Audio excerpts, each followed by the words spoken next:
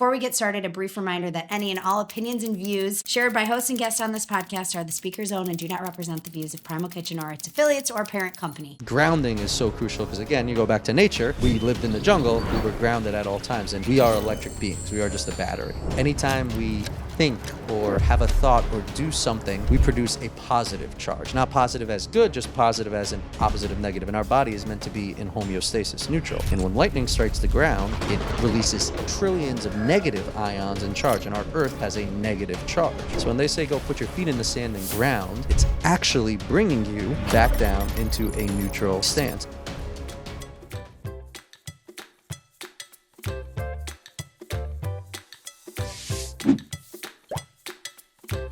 Hey guys, I'm here with Salim. Hello. We're in your super vibey house in Venice, and I'm so excited to share your story with the Primal Kitchen listeners. How are you? I am so well, and I'm so grateful for this opportunity. Thank you so much for reaching out. Oh my God. And no, it's great. Welcome. Yeah. No, it's awesome. We're here. There's biohacking equipment everywhere. Salim is an ex-crazy nuclear power plant engineer. Am I saying that right? Yeah.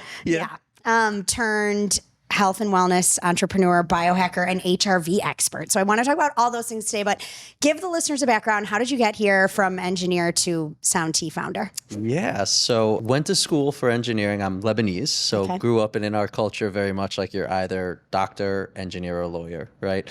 Was always good at math and science, so went to school for electrical and computer engineering, graduated and worked at a nuclear power plant that powered most of New York City. It was called Indian Point. Never really loved, wasn't passionate about engineering and loved business. So knew it was a good job and didn't know what my passion was at the time. So started working there, saving up money. It's actually where I met my co-founder of Sound, Tommy, because he was an engineer there as well. Okay. And it was during this 5.5-year process that I went on my inner wellness journey, I say, which stemmed from my father at a very young age passed away from cancer. I was 7 at the time, and I never really processed it at that age. Yeah. Didn't process it in middle school and high school or in college.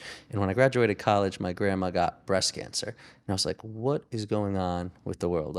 Everybody I know is affected by cancer. What is this thing? And so I started doing my own research on it.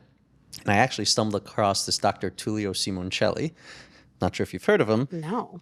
He's cured thousands of cancer patients with baking soda, sodium bicarbonate, which is a natural alkalizer. Because cancer, I believe, cannot thrive in an alkaline, oxygen-rich environment. We're all born with cancer in our cells. It's when we eat processed, crappy food and we become acidic, right, that cancer then thrives. And I was just so perplexed. It was the first time, I realized that we see what people want us to see and not actually what could be out there. And so it just took my engineering analytical mind on this deep rabbit hole in health and wellness, which led me to so many other things, hydrogen peroxide, all these woo-woo things. And I mean, baking soda now is such an integral part of my life. I've only showered with baking soda for the past 10 years. Okay, wait. What do you mean? Literally in my shower, there's a cup of baking soda. Okay. It's the most exfoliating, most clean. Okay, so you mean you've only showered with it, you use that instead of shower gel? Or shampoo or all the chemicals, because our largest organ is our skin. Yeah, I'm with you. We absorb 60% of what goes on our skin. Totally. It's all I wash my clothes with, baking soda. No laundry detergent. No laundry just detergent. Baking soda. Essential oils. Sometimes I threw in essential oils and stuff if you want, but truly just baking soda.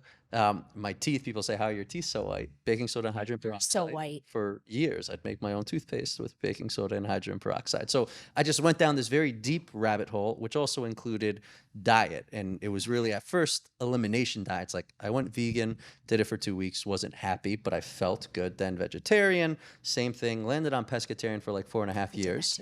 Yeah. And then it was maybe now 9 years ago, I stumbled across ketosis before our CPG industry ruined it. Yeah, I say ruined it, right? Truly. Yeah. And I fell in love with the energy and clarity from cutting out sugar in my body, transitioning to burning fat for energy. And so totally cut out sugar, especially from beverages, and would only drink water and unsweetened tea. And this is where my co-founder, Tommy, comes in. We drink unsweetened tea together at work. He loved bubbles and came up with this brilliant idea to brew the mate that we used to drink. He bought a soda stream, cooled the tea, put it in the soda stream, brought it in for me to try. And it was oh, love at first sip. I hadn't had bubbles in so long. I was, again, moonlighting on the side, doing real estate, trying to find what I could leave the engineering job and go all in. And when he presented this was it blended my passion for health and wellness with something I thought was cool. And so we started moonlighting on the side, and within like 6 months had a product, and ended up quitting and going on this 9-year insane journey of getting in the beverage space. So fascinating. I know a lot of founders in the food space. I don't know any who came from like a nuclear power plant. It's like such an interesting. Very interesting, yeah. But I mean, an engineer really is just a problem solver, right? Yeah. A problem thinker. And we think like we had a problem, like we were frustrated with the lack of transparency in the beverage space specifically. Beverage is gnarly. It's horrible. And I mean, you know about it all about in sauce space too. And but beverage is like next level. Oh my God. And I mean, really the largest pandemic in our country is diabetes, right? Yeah. And the number one consumption of sugar is in beverages. People just have no idea. And I like to think of now, like what I don't say I'm keto anymore. One, because of our, industry, but two, because it's not really about like, I think a diet. It's, I look at everything as evolution, right? Evolution happens over like hundreds of thousands of years, and our bodies still think we're living in the jungle. Like it's not caught up to this industrial agricultural revolution. And so we're used to processing real whole food. We're used to getting sugar when it's with fiber in real food. We never would put like high dose, like 36 grams of pure sugar in a liquid beverage. That's like poison for our bodies. They're not used to processing it. Yeah. They will in a couple 100,000 years, but until then, you're going to see diabetes, Alzheimer's, cancer, all these diseases, which all of a sudden started when the industrial agricultural revolution happened, because it's our bodies trying to evolve and like accept these foreign things that it's not used to.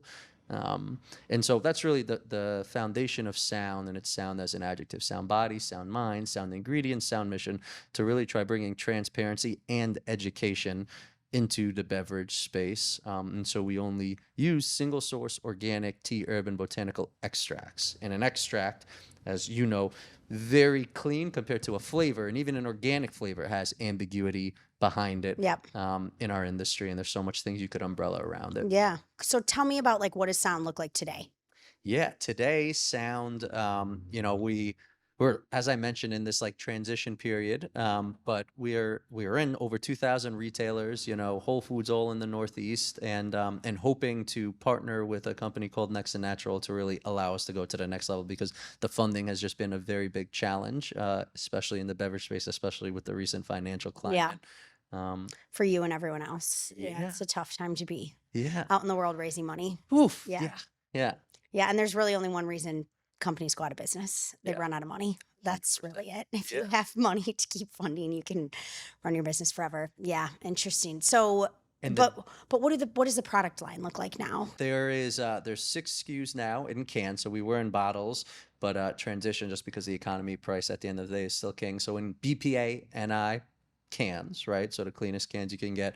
And so there's 3 caffeinated flavors: a blood orange, black tea vanilla, a tangerine lemongrass green tea, both 45 milligrams of caffeine. And then there's a lemon lime thyme white tea, which is actually Kelly LeVecq's flavor. Almost like a 7-Up feel, nostalgia. And it's like a decaf, 5 milligrams of caffeine. And then we have a grapefruit lavender ginger tea, which you're enjoying. Yeah, it's delicious. A blueberry cinnamon and hibiscus tea. And then last year we launched my favorite, a rose lime cardamom and hibiscus, which is very Middle Eastern inspired, and very nostalgic. It was a drink my grandma would always used to make. Yeah. Oh, I love that. Cardamom is like so amazing. It's like my favorite spice and herb, and no one knows about it. It's a magic one. Yeah. My grandma was like Norwegian, and she'd make these things at Christmas called krumkagas, and it was like came with a special waffle thing. It was basically like a cardamom pancake rolled into a cone, and then it like hardened. I don't know. Anyway, it became what was it called? A krumkaga? Yeah, I'm sure that's not like the right pronunciation, but that's what we always make them at Christmas. And cardamom is like all you really taste. It's so good. So good. Yeah, especially when mixed with the right things. Yeah, I love it. Okay, so now you've become like a little bit of an expert, I would say, in this heart rate variability thing. So break it down for me. Yeah. How'd you get into that? Humbled by you went from baking soda to heart rate variability. Yeah, heart rate. So I guess my wellness journey, the first 5 years of sound, when I was in deep keto and like really living in New York City, and the typical type A entrepreneur hustle, like New York person, like go, looking to optimize as much as possible. And that's when Ben Greenfield, Dave Asprey, the biohacking started happening. And I tend, my mom says I don't have in the middle gear. Like if I'm doing something, I'm the same. yeah, totally. You're all in. All in, like very much to the extreme all in. And Okay. so went to the extreme all in biohacking. So what, you're like walking around New York barefoot, or what's going on? Oh yeah, walking around New York barefoot with like an Apollo, what looked like a jail bracelet. Yep, I love David. Yeah. So cool. Would walk around with that. Would show off I was sleeping 5 hours a day because I was hacking during the day with my power naps. Right, run 10 miles every day, like literally never shutting this off because I was go optimizing. You really took this biohacking thing to the unproductive level. Well, within 5 years, then my body burnt out. Right. And that forced me on my inward journey because I couldn't run anymore. I blew out my knee. I just was totally stressed, sound, fundraising, everything.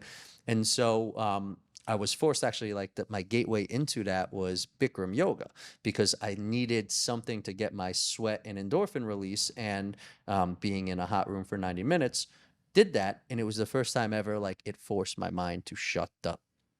Like, which was very, and when that happened, then I started a series of books really helped me, especially Dr. Joe Dispenza's Becoming Supernatural. Totally. It like broke down physiologically what is like happening, what chakras are, what your third eye, your pineal gland is, and like what happens when you meditate Kundalini. And for an engineering mind, like it allowed me to grasp what I was trying to do. And it was in that book that he talked about HRV. And it was the first time I saw HRV. I had an Oura ring at that point. Yeah. When it first came out. Are you wearing yours still? No. Yeah, that's yours. Okay. Yeah. And when I realized what HRV was measuring, like my whole perspective shifted. So HRV, heart rate variability, it's measuring the variance between each of your heartbeats, which indicates how your heart is managing its perceived changing environment, right? And there's so many different ways you could define it. It's a measure of your relationship to stress. It's a measure of the health of your autonomic nervous system, which is the most important system that we know so little about as it governs 90% of our voluntary and involuntary, movements. It's a measure of the agility to go from a sympathetic, like fight or flight, adrenaline, cortisol state to a parasympathetic, relaxed, digest, meditative state, right? And at the end of the day, I believe we all age, die, get disease on a cellular level from stress. Because if you're stressed and in a parasympathetic state, you're causing constriction of oxygen to your cells, right? So it's not healthy. It's what ends up leading to all these diseases. And if HRV is measuring your relationship to stress, then it's probably the most important thing to look at.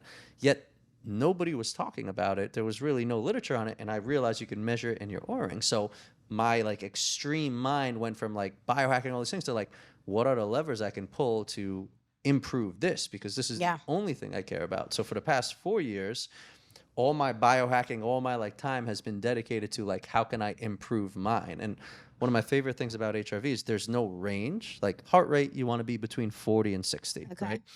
There's no range for HRV because one, you can't compare yours to anyone else's. It fluctuates 40 to 60 times per minute, right? It's going to change because it's measuring the variance between those beats. And anything and everything you do affects it. Not just what you eat or how you exercise, but what you see, what you listen to, who you're with, environmentally where you are. Like, because again, it's a measure of how your heart is managing its perceived matrix, right? We need to believe on a quantum level we live in the matrix and everything is energy, right? Yeah.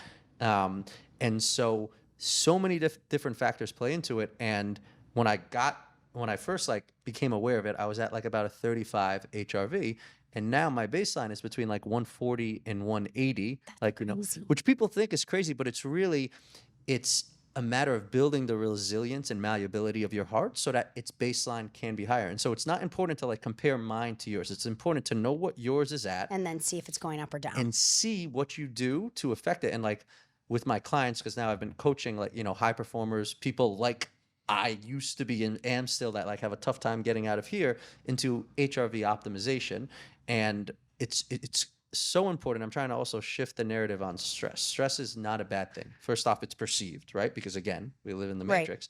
And how you increase your HRV is actually put yourself in a perceived stressful situation, turn on your agency, breathe through it, get in a parasympathetic state, and let your heart know, oh, it's okay. And now you've increased that malleability of your heart, which is why like cold plunge, so good for increasing HRV because you get in adrenaline, cortisol starts shooting. Oh my God, it's cold. And then you spend a minute and you breathe through it And now your heart and your nervous system is like, no, it's okay. So the next time it won't spike as much, right? And so I put myself in arguably one of the most challenging, stressful situations, running a beverage company, right? And everything that happens with that. And so I would consciously during the days, like dip into a parasympathetic state. Like people say, what are the biggest levers you can pull for increasing your HRV? Number one, you got to look at sleep. Because when you're sleeping, you're in your deepest parasympathetic state. You sympathetic, parasympathetic, you familiar with? I am, but fill the folks in. Yeah. Okay. Sympathetic is synonymous with like the fight or flight, adrenaline, cortisol state, which I love talking about, bringing back to evolution. At the end of the day, evolution is always happening for us. Nature doesn't make mistakes. And we developed this sympathetic fight or flight state when we were living in jungles and needed to run from a saber-toothed tiger, right? And so it gives you a burst of adrenaline, cortisol for a half hour, an hour, maybe 2 hours, and that's it.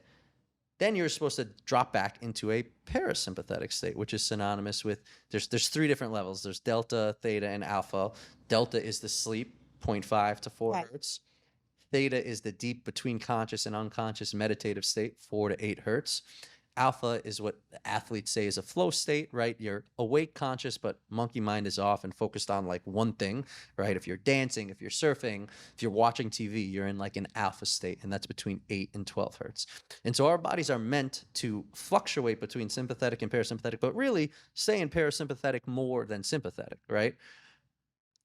Fast forward to today, we wake up from our deep parasympathetic delta state, we look at our phones, we're immediately this mind-made stress of work, of relationships, of everything, and we don't dip into a parasympathetic state until maybe dinner when you grab a drink or nighttime when you sleep. So you're 8, 10, 12, 14 hours in a beta, high stressful state, not giving your body a chance to breathe, right? And so it is crucial, that's why I say the afternoon nap, to give your body in the middle of the day an opportunity to dip in a parasympathetic state, to fluctuate, right? And that's one of the first things I look to implement with clients, with friends, is a nap. That's so interesting. Or a meditation or a breath work or something. And for me, how I could do it, like I could wake up now, I could sit at my altar, I can meditate in the morning before like my monkey mind kicks in. In the early afternoon, evening, after, calls and everything dealing with sound, I can't sit on here, but this is where the biohacking comes in, because there are technologies, and one of my favorite, it's called NewCom, and it uses binaural beats, which has been around for a long time.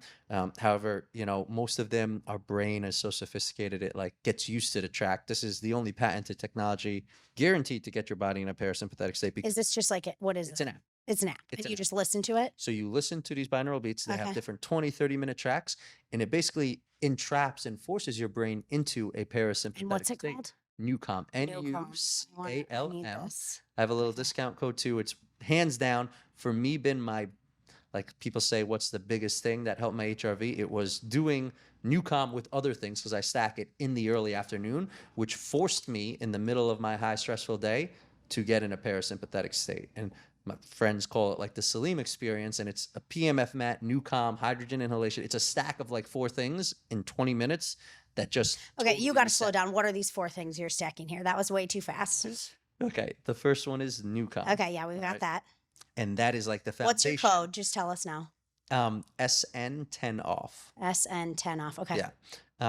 And that gets you in that parasympathetic state. And anything you do when you're in a parasympathetic state only gets enhanced, because when you're in this state, your breath, they say, is the breath of the universe, like 1 breath every 6 seconds. So you're delivering more oxygen to your cells. So if you stack that with PMF therapy, pulsed electromagnetic field, right? And I have a higher dose mat. Is this just in one of those mats you lay on? Like the biomats, yeah. Okay.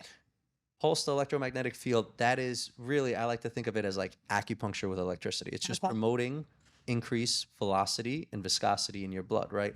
And if you're in a parasympathetic state and you're increasing blood flow, now you're increasing healing for your body even more. Because at the end of the day, our bodies are so miraculous, they could heal themselves if properly maintained, right? Yeah. The other thing is the 7% hydrogen. Yeah, what is this? I don't know if you guys can see it, whoever's watching, but tell us about this thing. So hydrogen is, some argue, more important than oxygen for us. It's the first element on the periodic table, the most basic foundation for everything, right? there are 3 different ways you can get hydrogen to your body. The first, which you mentioned, is molecular hydrogen, drinking hydrogen. So good for anti-inflammation. It's my hack for traveling. Anytime I get on a plane, I put a hydrogen tablet. Best thing you could do. You do a tablet. Interesting. Yeah. So Where do I get a hydrogen tablet? Vital Reactions. Okay. And I have a discount code for that too, if you want. I have to write this one down too.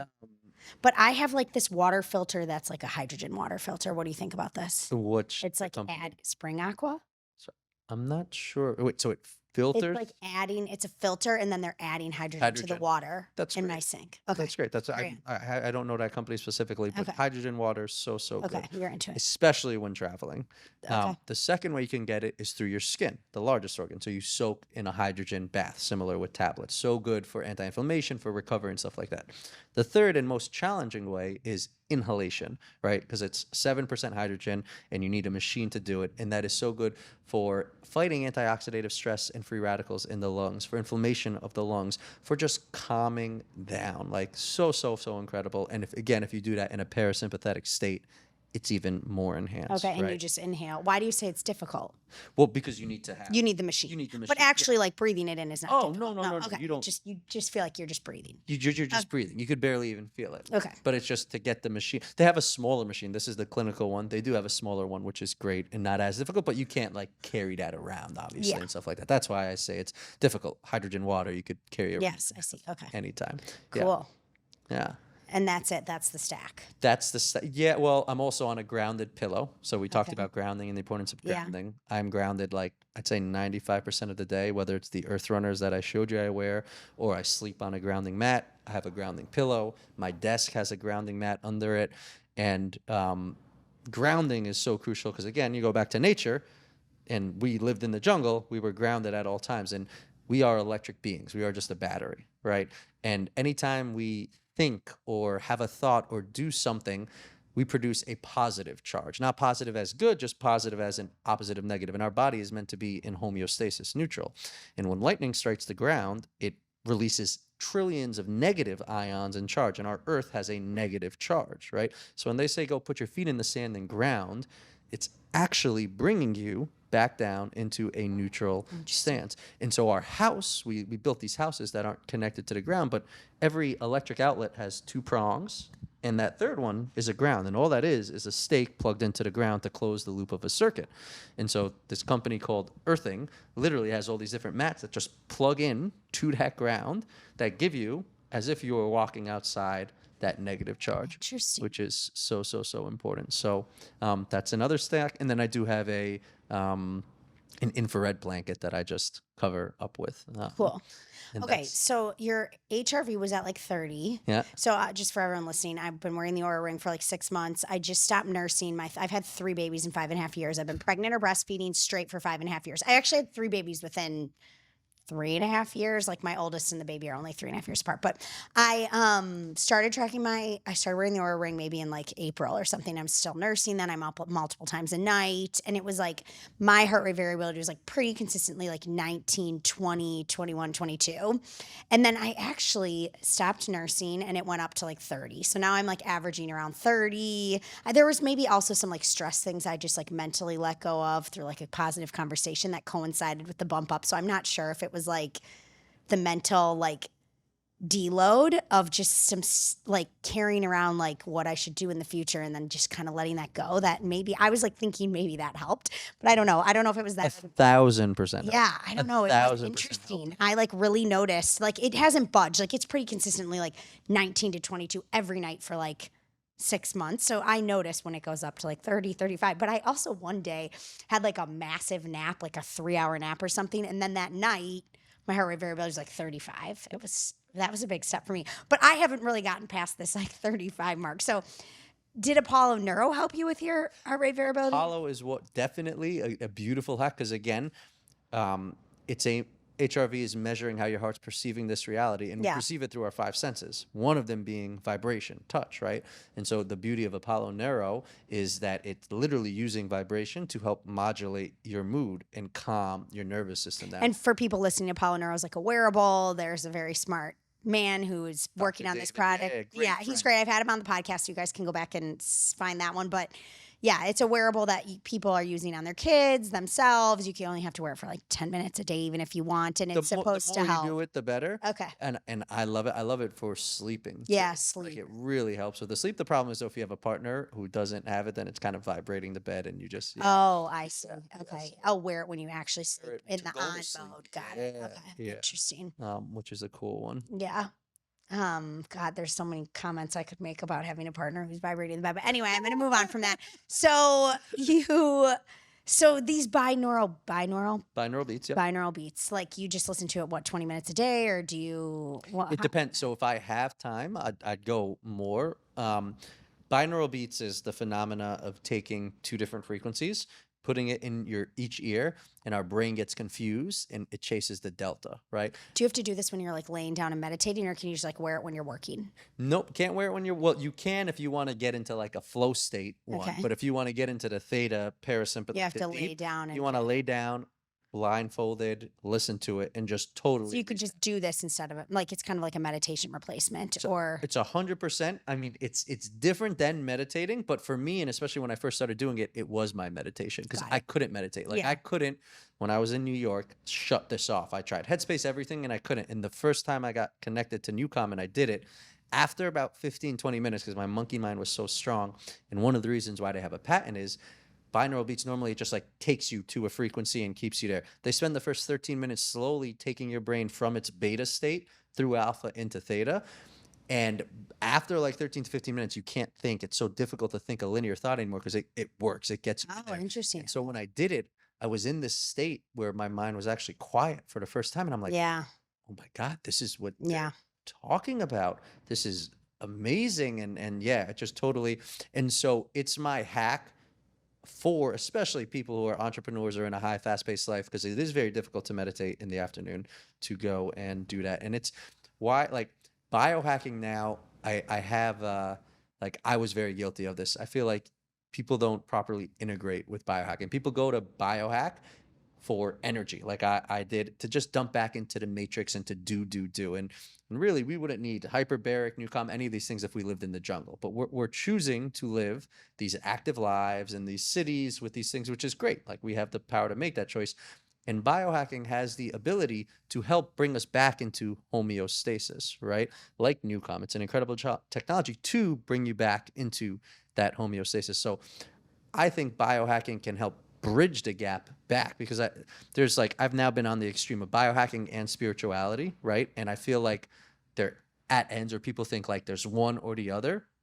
And why I love HRV so much is I think it's the bridge between the two, right? Because it's very challenging. Like, some of my clients, you couldn't go to me 6 years ago and say you should meditate or you should do breathwork, right? You couldn't. But you could go to me, and if you said HRV is the #1 metric for longevity and health, I'm going to help you optimize it. Oh, sign me up. Is it the number one?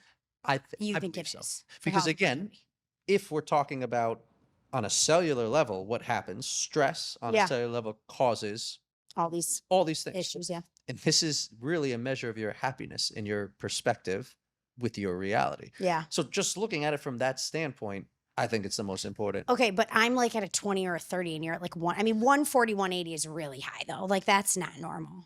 Listen, you can't compare yours to mine. And just so you know, that's the question, because I post about my heart rate variability on Instagram, and all these girlfriends of mine who are like my age, they're healthy, they're like worried about, chemicals in their home and all these things, right? They're paying attention, and they were like, God, my heart rate variability is so low too. I'm like 19, 18, 15, 20. So do we need to be worried about our actual number, which is like so American of us, right? To be like competitive about the actual number. We can't just like, we can't be just like a me getting better for me thing. Or is it really just how my number changes over time? Great question. And when I first launched my personal brand and put my scores, the amount of DMs that I got that people thought they were dying and like this and that, because like, yeah, I mean, I have a friend who like called her dad, who's a heart doctor, and she's like, oh my God, am I dying because my heart rate variability is so low? Like, totally. Yeah. The answer to that is absolutely not. And I did publish I found a study that looked at 2,000 healthy male females and their average HRVs. Okay. Right. And again, what do you define as healthy? I don't know. But for females, I think for males and females between the ages of like 35 and 45, it was 18 to like 40 was the range, right? Okay. So again, you don't compare yours to anyone else's, but just know that those ranges are fair. And a lot of my clients are in the teens or in the 20s when they start. And I was 30 when I started, right? I like to think of it another way is it's a language that our body and our heart is communicating with us. And really all you need to do is listen to it. So one, understand your baseline. And if you know your baseline and you go from like a 30 down to a 19, well, you did something to overstress your nervous system, your heart. So maybe give it a recovery day, right? And we talked about how you increase and build that resilience, right? Is becoming aware of the stressful situations that you're in and continuing to shed them. Like when you said that, like you had some realizations around, whatever. Just stress I was carrying around, I didn't even realize. And I like had a conversation. I was like, oh, I can let go of this. Totally. And I noticed 10-point jump, the only time I've ever had a 10-point jump in my heart rate variability. Yeah. So there's like the nervous system is the most intricate, like we know so little about. I am like mesmerized by it. Like I want to figure out so much more about it. I have a theory. I believe, I asked this question, like this is like a kind of like a spiritual question, but what beats your heart? Like what is actually beating your heart? How would you answer that? Oh God, I don't know. I would go like so technical. I think like, oh, my body, I don't know. I'm alive. My heart's beating my heart. I don't even know. Yeah, that's the thing. Crazy. Some people say brains. Your brain's beating your heart. That's not the case. Definitely not the case. No. The thing that beats your heart, I believe, is the thing that beats my heart and the thing that beats like everyone's heart, right? And some people call it God, source, love, universe. A lot, whatever you want to call it. Depends if you're in like Venice or if you're in New York, right? Okay. Totally. But I believe it's the same thing because it's where we all come from, right? We are all one and we are perceiving this reality. And how that works is whatever this thing is, source, God, comes through our heart and our nervous system and then manifests into everything we see. So the nervous system is the bridge between source, God, love, and this reality. And the nervous system keeps score, like it is a full blueprint of everything that's ever happened in our perceived lives and our ancestors' lives before us, right? One of my favorite books, The Body Keeps Score. Oh, yeah. Have you read it? No, but I know the book well. Oh, I haven't read it, but okay. Yeah, I need to, well, I will gift that book to you. It's okay. One of my Thank favorites. You. It is such an incredible book. And it talks about literally, especially in our formative years, how like any big trauma, little trauma that happens, right? If there is a traumatic event and we are not given or felt like we have the space to actually like process it or, the means to process it, our nervous system splits and we go into a sympathetic state, and this energy or this emotion, which is energy in motion, gets stuck in the nervous system somewhere.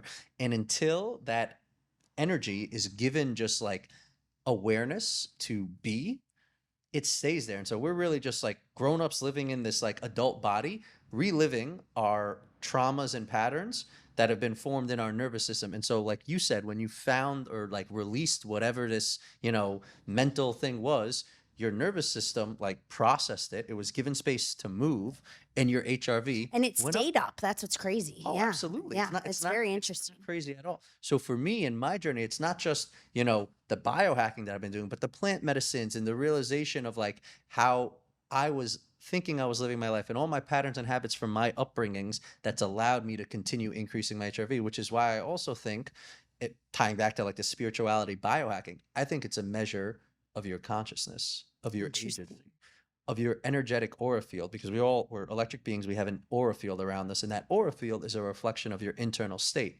And HRV is measuring your internal state. So it's a cool way for people to actually like measure, because we love to measure, we do. Like what your consciousness, awareness, agency is. And it's not about like your number compared to anyone else's. It's truly like, what's your number? Am I listening to it? Am I doing things to help improve it over time? It will not kill you. I mean, if you have a 0 HRV, then yes, you will be dead. But I mean, after my surgery, 8. My HRV was 8. Really?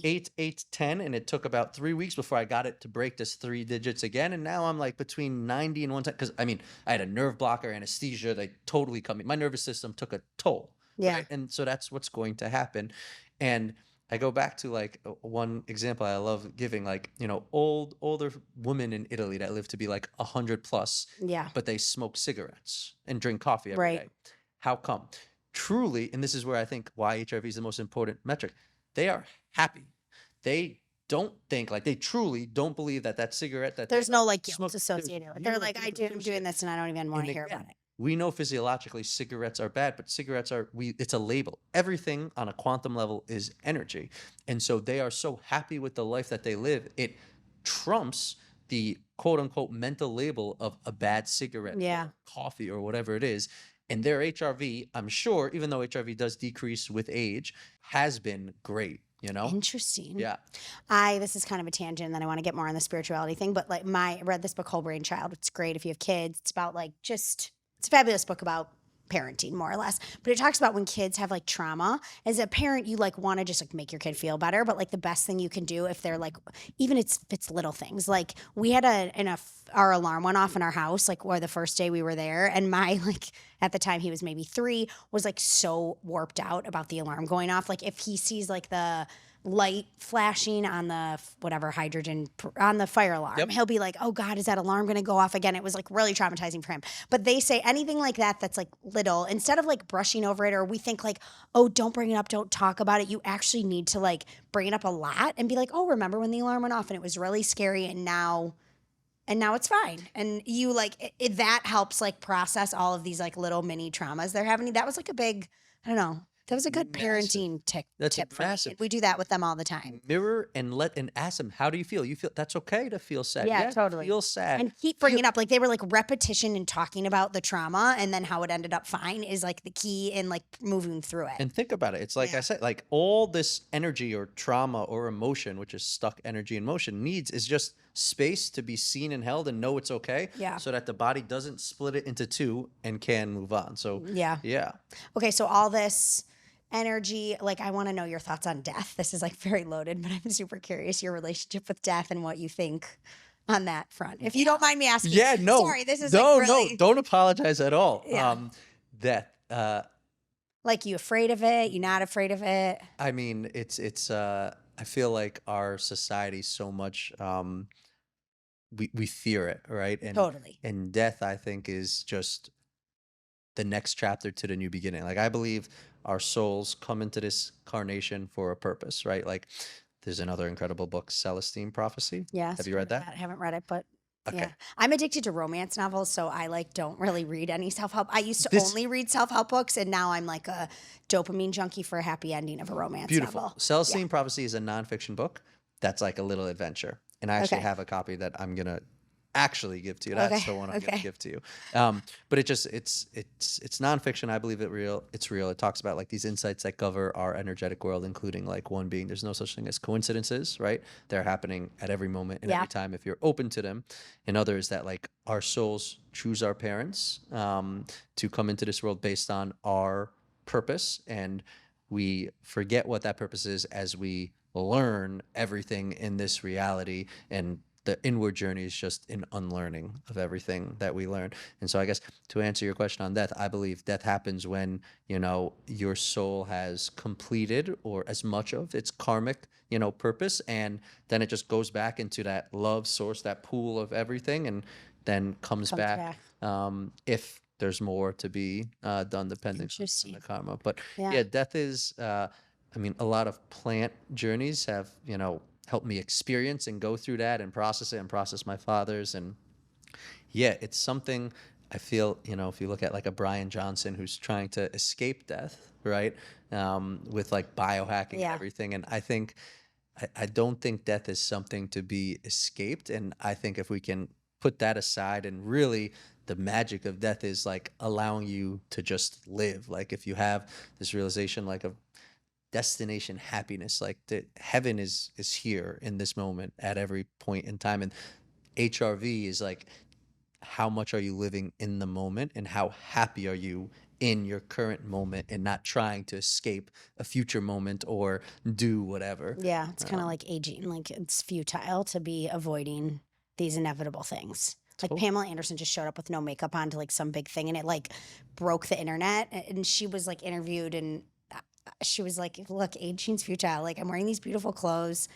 I didn't like set out to make some big statement, but I'm not wearing makeup because like, this is me. Like, I'm getting old. Like, what are we all doing? I mean, we're in Southern California, so this is like the birthplace of like, let's look 25 forever. Yeah. But it can be I would say, escaping death and escaping aging. It's very futile pursuits for sure. Yeah. It's interesting. Thank you. I'm like so curious about that for you with the spirituality thing. Okay, you talked about your surgery. You did a lot. I want to get into like what you did to prepare and what you did to recover from the surgery. Yeah. Because I feel like it was next level, just knowing you. I don't know what it was, but I feel like it was going to be intense. Yeah, we could talk about this for there's a long list, and I'm 7 weeks out from it. What happened? Why did you need the surgery in the first place? Oh man, this goes back to it all ties to HRV. The body is always speaking to us, right? HRV is a measure of how much are you in your body, are you in your heart, and out of your head, right? And we at any moment in time, like the vibratory nature and the somatic physical feelings in our body, it's insane. We're just not actually paying attention. And injuries happen when you don't listen, right? And so for me, I asked for this injury because on my birthday in June, I very much was like, I want to step into less doing and more being, right? And I got gifted an incredible Super 73 bike from the community, electric bike, and I took it for its first spin right here on the Venice Boardwalk. And people walked in front. It's a tourist place. I was going very slow. I turned the wheel. There was sand on the concrete. Fell. Not a scratch on my body. Not a scratch on my bike. I just anteriorly dislocated my right shoulder. Okay. So for 6 hours, I couldn't put my shoulder down. They had to dislocate to relocate it. I thought, and I tried to heal it myself for 6 weeks with all my modalities, and I was able to heal everything except the massive bone that came off my glenoid, which was the foundation of your shoulder socket. And if you're missing 20% of that, you have no stability. I was missing 30% of it, so I couldn't move my arm a certain way without it dislocating. Okay. And so I had to have what's known as a ladder J surgery, where they cut off a piece of your coracoid process in the scapula and screw it on with 2 titanium screws to rebuild that glenoid, that shoulder socket. And that happened 7 weeks ago. And so what I did to prepare for it, first, I mean, man, hyperbaric oxygen therapy chamber, hands down, one of the best things, right? In preparation. Both in prep and then especially after. Recovery, yeah. And after, I got fortunate, one of my clients has a deep hyperbaric, because this is a soft shell hyperbaric, so it only goes to 1.3 atmospheric. Deep goes to 2.0, so it's like 3 times as deep. And like, I mean, people go in there with open wounds and you see it like closing, like so incredible. Should have been doing that after my C-section. I did nothing. What was I doing?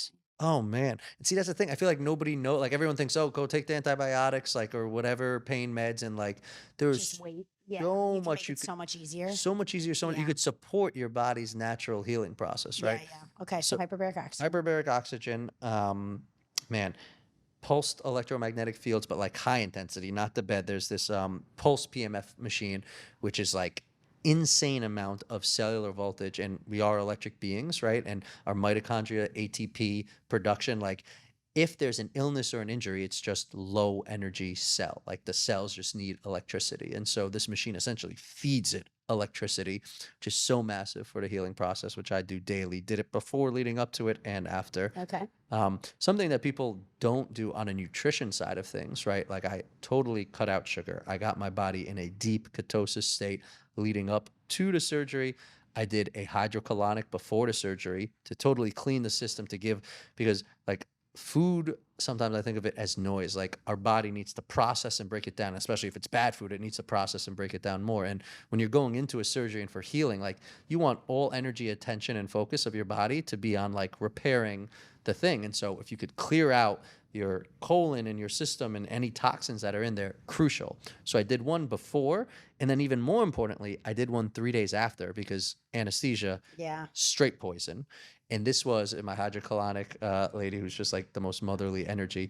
Like it was the most intense. She's like, poison was coming out of me for like an hour after the anesthesia, like just insane. And all that stuff stays in you. You were under like because I was general anesthesia. Oh yeah, they had a tube in me. This was no, and they had to put a nerve blocker. It was pretty rough. Yeah. Okay. I mean, 2 titanium screws like this big in me. People don't realize that this anesthesia, this poison is in you, that your body is fighting while it's also trying to heal whatever it's healing. So like that was massive to like get that out. Yeah. And then body work. so crucial that I've been doing like weekly, even more acupuncture, which is just really promoting the chi in your own body flow, cupping, fascial tissue, moving, all those things I do like consistently. Hydrogen inhalation, proper hydration, so crucial. There's this machine that I did a video on. It's called the electroaquascope. Okay. We could go on for You're a while. into the machines. Yeah, I'm like looking around your house. There's like an air doctor over there. You've got this hydrogen machine. There's like some bed you can sleep in over there. Got the cold plunge on the roof. I mean, and the sauna. Yeah. What else is going on? Have you heard of the nano? No. That's up there. It's it imprints in humidified water and electromagnetic frequency that helps repair DNA and protein. Yeah. Wow. All fun things. I've seen all those water things. Yeah. Okay. Anyway, carry on. So the electroaquascope, it was actually the machine that was in Inception, right? Okay. That suitcase machine, and it uses almost the same premise as PMF therapy. PMF therapy is it's all output, like it's just feeding you voltage, right? And it's not measuring anything. This machine was created by the guy who invented guided missiles that the U.S. went and got, I think, from Croatia, brought here. He invented the guided missile system and then decided to invent something for the good of humanity and invented this machine. And so what it does is it measures between 2 points the resistance, the electrical resistance in your body. And again, we're electric beings and we're meant to have full flow. Like when we come out of the womb and we're a baby, there is zero resistance. Resistance built when all the trauma comes in the nervous system because we're electric and then it's not able to move. So it measures the actual resistance and then it feeds it the precise microamp current, like a guided missile, into that cell to turn it back on at every frequency from delta all the way up to gamma, right? And I mean, Michael Jordan used to sleep with it around his head in delta, like professional athletes use it. It's an insane machine. And I've become friends with one of the guys here that does it, and he'd come and treat me all the time. And hands down, they can just show up with like this suitcase. It's a suitcase machine, yeah, and they come in. Or you can buy it, and it probably costs like $42,000. Okay. Yeah, got it. $42,000 for a machine. Find someone who can do a session with you. You find, which I have. If anybody interested wants, he's incredible. So that was a massive thing leading up to the surgery because I needed a certain amount of mobility before they operated on me to not have a stuck shoulder, and now post surgery, he's actually coming over tomorrow, and we'll be doing some treatments on me a bit too. I love it. Yeah, then there's so much more, but yeah, there's a lot. Okay, a lot. Got it. I guess the last thing, hot cold, so important, and the hack that I did, because when you have an open incision, you can't get in a cold plunge or a sauna, right? For like at least like 2 weeks. And so I hacked doing hot cold internally they have this machine called the Game Ready that you could rent usually after surgery. And it's just like a compression and circulates cold water around it, which is great. And then the other thing, which I have in that room, is a machine called the Avixen, if you've heard of it. I've never met someone who uses so many machines. I'm like, my mind is blown right now. There's a lot. Okay. People usually leave here with a list. Yeah, like some people are into supplements. You're into equipment. You're an engineer. Yeah. Yeah. And you know what's funny about all the things, like, and I tell my client, like, what's the necklace? What are you pointing at this? I mean, it's Trivortex. It has 60 different, it has a powder version of 60 different minerals, fungus, and the sacred geometry resonate the frequency and give it to me. And like, everything first off is placebo, right? Because again, we live in the matrix. I love it. Okay. I truly believe that. And it's a matter of what we actually, our minds believe. And because I have such an engineering analytical mind, like I believe all these things work. I researched them, I believe them. And because I believe them, they work. Just like the old lady in Italy believes that the cigarette is good for her and she's happy and she's 120. Like it works. Like truly, it all comes down to that. So I want to preface it that like I wouldn't need any of these like gadgets if I lived in the jungle and didn't like want. And actually, my highest HRV ever was a 1 month period that I was traveling in Mexico and did not have a single gadget or anything. I was doing Newcom and that's about it. But I was traveling, I was living, I was in the present moment. I wasn't working, and I had the highest HRV ever. Like, so I just, well, how high? It was, the average of it was like 180, like every day consistently. Like when I say my baseline is 180, I'll be 90, I'll be 100, I'll be 120, I'll be 200. It'll like fluctuate, you know, but like it was the most consistently high when I was traveling, and I did not do anything, right? Crazy. So that just shows, yes, all these things like help in the matrix that I'm choosing to live as an entrepreneur and in this high past life. It brings me back to a homeostasis. I like it. Yeah. So the Avixen heats you up internally. You have the second most blood circulating through the palm of your hands, right? The first most blood is your feet. You have the most neurons, everything in your feet. Second most is in your hands. And so you put your hand in this device, which I'll go grab for you so you can see it later, and it creates a little vacuum, and it has a pressure point in the middle with this hot plate, and it just heats up your blood. And by heating up your blood, you're increasing the viscosity of it, and it goes back to your heart, and then it recirculates throughout your body and gets you in a parasympathetic state. So it alternate after surgery between the Avixen for a half hour and this cold thing back and forth, which took away, like I wasn't even swelled up 2 days after surgery. Like it literally took away everything and helped that hot cold. Because hot cold is one of the most basic, simple biohacks. God bless you. Thank you. Sorry. Yeah. So cool. I love it. Yeah. Okay, so what's your diet like, and what's your supplement regimen like? Yeah, my diet. Like, what's a day in the life? Yeah, I only have a few like rapid fire questions left for you. Totally. I again go back to evolution, and my diet I say is I eat real whole food, like as much as possible when I can, especially ingredients. If I'm buying like in a store in Erewhon, like I look at just why Primal Kitchen, been the biggest fan forever. Like need real whole ingredients, right? And for me, and I don't think there's one diet fits all, right? And there's so much epigenetics where you come from, everything that like play into like what works for you. So you really need to listen to your body. And HRV is a great way to listen to see like how it affects you. And so for years now, I'm a 1 meal a day guy, right? I was at first intermittent fasting, but then I just went to 1 meal a day, and it works so well for my body. One, always gets me in a ketosis state. Two, it allows me to intake a good satiating meal with like healthy carbs, healthy everything when I do it.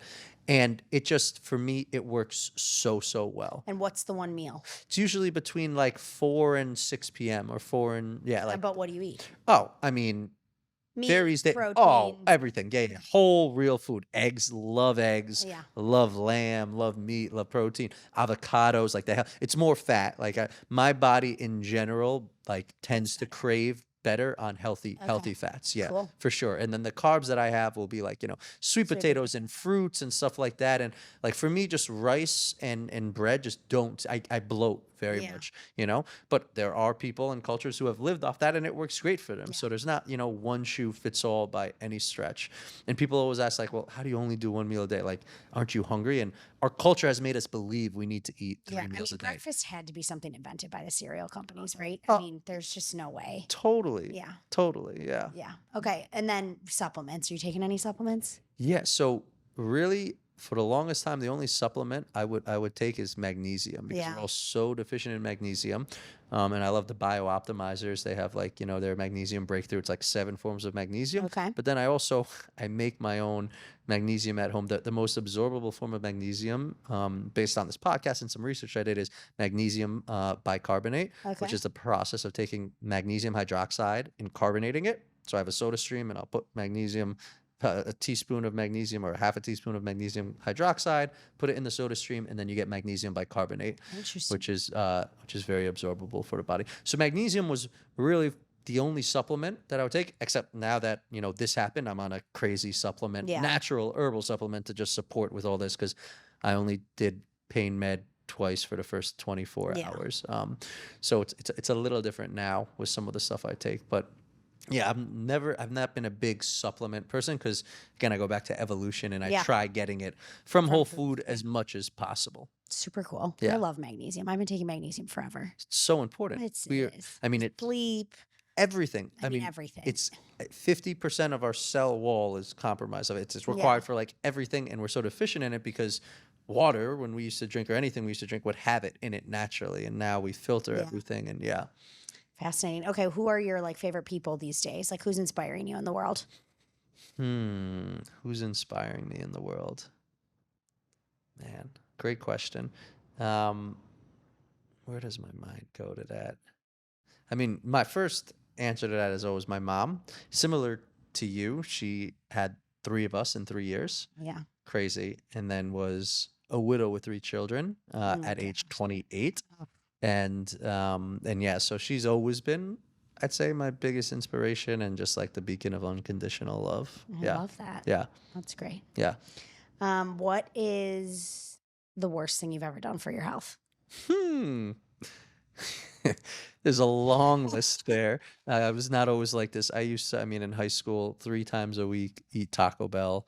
Loved McDonald's. Like I was just, cheesy gordita crunch. oh my, cheesy gordita crunch, Crunchwrap Supreme, and chicken quesadilla. Those three times a week. Not like, so a whole lot of the typical American diet, junk food, insane, and then the sodas and everything. Yeah, just yeah. It was a big part of my life that I'm still detoxing out.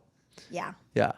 Yeah, I never did like the fast food thing, but I was addicted to like broccoli cheddar soup from Panera and like a huge bread bowl. Panera. Oh my God, the bread bowls were so good. Yeah, they were so good. I never had a Taco Bell phase, but good. Lucky good you. that you've Lucky you. No, I had a lot of phases. Yeah. Yeah. Okay.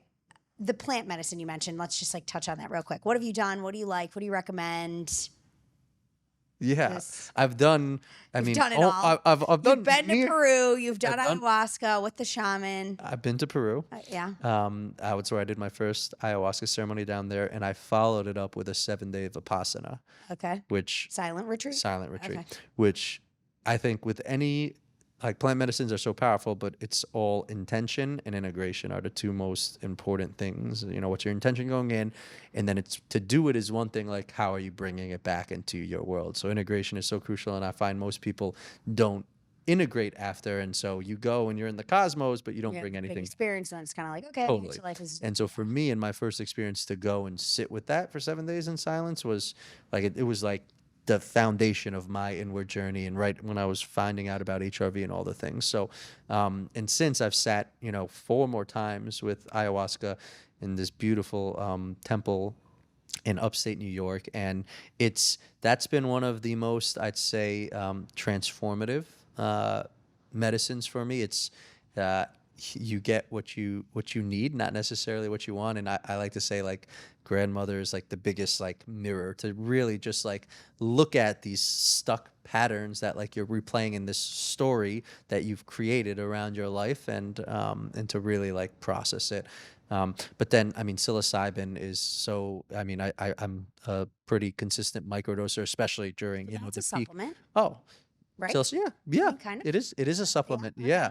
So what you're using every day? I go through different, I'd say, fads. There was one point, like a good like year period where it was, 2 days on, 1 day off of psilocybin. Actually, also, microdosing LSD too. I'd sometimes like swap the two. Both have very like incredible effects. And again, microdosing. So you're daily. You're not like fucked up. No visual anything. And it's all subperceptual, but like incredible just for like, psilocybin is so good for increasing your HRV. Because it gets you out, it slows down the default mode network and gets you out of your mind and in your body, right? And psilocybin, anything that gets you more in your body promotes your HRV, right? Got it. But I've also done hero's journeys, where, we've done sound ceremonies where it's a combination actually of MDMA, macrodose, and psilocybin. So the MDMA is a heart opener, which takes away any potential bad journey you could go with psilocybin. And then you take a big dose of psilocybin, and then you have a shaman who's like doing sound bowls and like all these instruments and guiding you, because that's like ayahuasca. When you drink ayahuasca, like the real magic is the Icaros, the songs that they're singing, because everything is frequency sound. And so when they're singing these songs, it's really looking at like the stuck energy in your body and trying to clear it. And so those sound ceremonies are profound. Ketamine is one of my favorites for body work. So anytime usually that I do like acupuncture or cupping or stuff like that, it is so profound. And again, it's all about dosing. Huberman and Tim Ferriss have 2 incredible podcasts on ketamine that break down like what it's doing, how it's affecting like the neuro. And they're for it. Oh, I feel like if Huberman's for anything or against anything right now, everybody's like, for it. I'm in. No, I hate Ozempic. Huberman hates Ozempic. It causes muscle wasting. I'm like, oh my God, it's like comical. Totally. I don't know if he actually says he lays out the facts like he does, the studies and the benefits of it. And obviously there are some of the risks of it, right? And there are people who take it too far and, get addicted. But like with the right dosing, proven in terms of what it could do for mental health, for like PTSD, for stuff like that. Yeah. unbelievable, truly transformative. So for me, I use it in 2 settings. One, body work, because again, like, so like before a massage or something, would you yeah. do it? Okay. Oh, yeah. And I let the person know, and usually like some of my body workers, like they work with the medicine too, because it's decreasing the sensitivity of your neurons, right? I mean, it's a horse tranquilizer. So you essentially could go so much deeper, right? And like, so my one body worker, she could cup my IT band, which is one of the most painful things, and then move the cups on it while I'm on the, so like truly allow the body to like do what it needs to do and rewire. And then the other thing is like solo journeys to just like integrate if it's been like a very stressful day, you know, and for like trigger work, like somatic trigger work that I even do sometimes with my clients, because it just, ketamine, one way to think of it is like if our brain, you think of like a pattern as a sled that's going down a hill. And if there's a track that's there, right, the sled is just going to keep going in that same track. Ketamine is like sprinkling snow, fresh powder snow, just a little bit. So it kind of like slightly neuroplastic. It just pull you out to just realize you've been stuck in this pattern and maybe like think of it in a different lens. And so for trigger work and somatic work, which is such a big part of my personal journey that I've done with my coach, and I see a somatic therapist, and I also with my clients implement somatic trigger work, it really helps expedite that process. So you're a therapist, like psychotherapist? I'm a psychotherapist? No, you're talking about your therapist. I have a somatic therapist that I see. You familiar with somatic? Not really. Okay, so it's really just somatic therapy, somatic meditation. It's the physical sensation that's happening in the body, right? The somatic sensation. And if you were to map out your body, anytime there's an internal dialogue or there's an external thing happening in the world, like beneath that, there is always an emotion, and that emotion is directly connected to a physical somatic sensation in the body, in the nervous system, right? And so any internal dialogue, external conflict is just trying to understand or describe this physical sensation in the body. But usually we're so much in here, we're not actually feeling it. So if you were, whenever there was an internal dialogue, to get out of your mind, drop into your body, close your eyes, do what's the physical sensation? Don't label it. Don't say, oh, this is like internal family systems, like IFS. Similar to IFS, which I've done, which is incredible. And I've had him on, the guy who founded, like who started IFS, Dick Schwartz. He is one of my like friends from college's dad, and he was on Rick's Roll, and I was like, wait, Sarah, what is going on? Like, I need to have your dad on. So it reminded me a little bit of IFS, but anyway. Yes, very, very similar, that there's different parts and stuff. And so if you can, when you're having this internal conflict or external conflict, get out of your mind, don't label, go into your body to the physical somatic sensation. Like, it's not that this is uncomfortable. This is like where I feel it. There's a heat and I feel a vibration that's moving from my lower left abdomen to here. And just be with that and sit with it. In time, the intensity will dissipate, or it will shift, or it will move. And then what will happen is this internal conflict or external dialogue will also unravel, right? And if you can do that enough times, then the next time this conflict arises, you won't be as triggered. Because again, it all winds back to the nervous system and what we were talking about with trauma. Like, whatever this thing is that's stuck here that we're replaying in different patterns is truly just a physical, sensory, somatic feeling that just needs to be seen and needs to feel safe like it can be. And so such a crucial part. Do you do like ketamine therapy with your somatic therapist or no? Like, there's a lot of people who are doing ketamine therapy now. They're like sitting with down IFS too and stuff. Yeah. Yeah, with IFS, they're sitting down. Like Nick Bruce, you know him. The dear friend. Oh, That's who. okay, so yeah. Dick was like, you got to go see Nick if you're in LA. I like, could not. He trained under. Oh, he's one of my. He's a dear, dear friend of mine. Okay. Yeah. Incredible and so good at that and like leading the charge. It's so funny because I've been like, maybe I want to see him, and now I totally go. Oh my God. This is the universe. See, no coincidences. No coincidences at all. And I like have him as one of I save like there's always like 90 tabs open on my computer, you know, and he's like up. His website's up there. Like, I should reach out to him.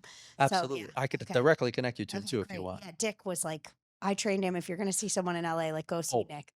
Hands down. Okay. Totally. Cool. Yeah. And I mean, how do you know him?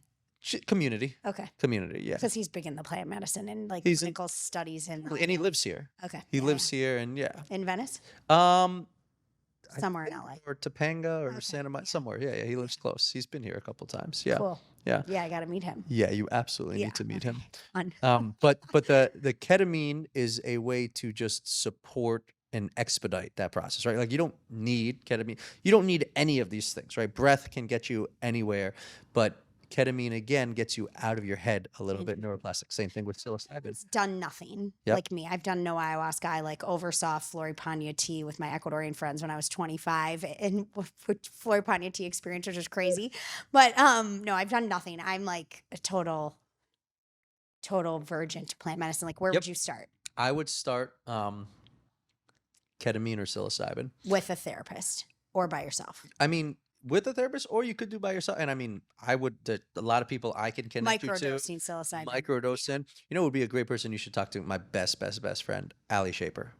Do you know Ali Shaper, founder of Supermush? Yes, I don't, but I just started following her because, I know her. Yeah. I would love to connect. I mean, she's like, she was the one that gave me my microdosing protocol. Okay. She's like the mushroom queen on so many different levels. Yeah, and you should have her on the podcast. You should so have her on the podcast. And just her knowledge and she makes you feel very safe. And I think psilocybin is a great start, or ketamine, or both. I mean, and they also play very well together. This is great. And the thing with microdosing that you need to realize and not be afraid, truly, especially with psilocybin, it's subperceptual. So you don't feel, it's not like you see things or anything like that. Tripping. Not at all. Not at all. All the housewives in Manhattan Beach are doing they're all they don't drink. They're just microdosing psilocybin. It's the new totally, and it's drug. so much better for you. Truly, so much better than drinking. Oh, I'm not a big drinker Yeah. at all. But Yeah.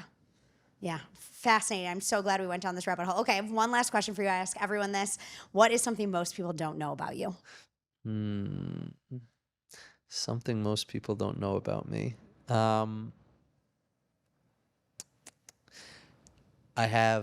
I would say, a very I've spent a quarter of my life raised in Lebanon. Just after my father passed away, my mom would take me, my family, every summer back there, and so that's been such a massive part of my my upbringing. And to have both cultures and Lebanon and where my mom grew up, it's not third world, but there wasn't running power there, hot water, stuff like that. So it really shaped my perspective and my appreciation for what we take for granted here, and has been such a massive impact on my life. And so it's very much a home to me, and is very near and dear. And very formative, and people wouldn't realize you've had that. Yeah. Super cool. Yeah. This was awesome. I learned so much. Thank you for spending time with me. Tell everyone where they can find you, where they can find Soundtea, give everyone the updates. Yeah. And thank you so much. It's truly enjoyable. Great. I feel like we could have kept going. This conversation is going to continue, but anyway, carry on. Drink.sound on Instagram, and drinksound.com. And you could find us there. And then personally, I recently rebranded to Dat HRV Guy, THAT HRV Guy on Instagram. Yeah. Love it.